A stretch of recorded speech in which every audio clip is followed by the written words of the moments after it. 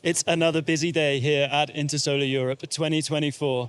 And very low prices and oversupply of PV modules are a feature in almost every discussion on the show floor this year. I'm here with Edurne Zoco, Executive Director at S&P Global. Edurne, we've seen PV prices fall lower and lower over the past year or so. How has this affected the market already? Well, definitely. I mean, it looks almost impossible that 1 year ago we were here talking about still having significantly higher prices. It's true that in the last 12 months, module prices have decreased a lot, but we are starting to see signs that things might slow down in the next quarters. Can module prices fall even lower, or do you expect this to slow down now? Well, we have been seeing fire sales in the last months because, as you know, especially in Europe, we have seen inventories quite high. We do expect still to see some volatility in terms of pricing as some of these inventories get depleted. But our views is that prices are going to be stabilized in the second half of the year and early into 2025.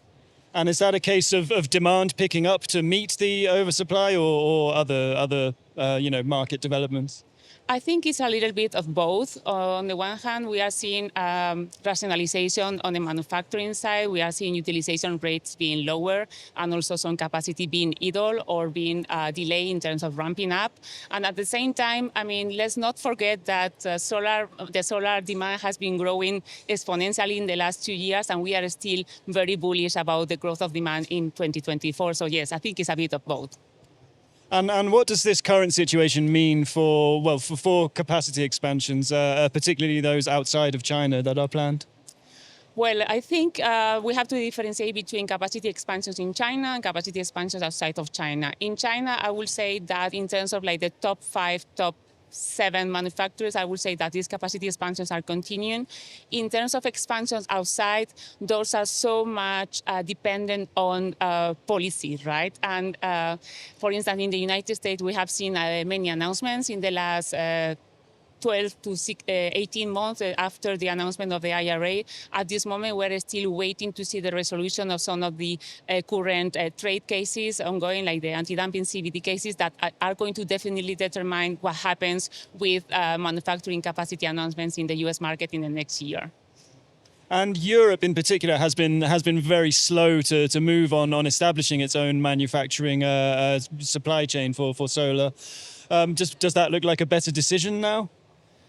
Well, I mean, I'm not really sure if it was a better decision. The reality is that despite the announcement of Repower Europe and the Net Zero Industry Act that created a lot of hype in the industry, especially in the manufacturing sector in Europe, the reality is that we haven't seen many announcements happening. On the contrary, we have seen, unfortunately, several closing of the supply chain and manufacturers in Europe.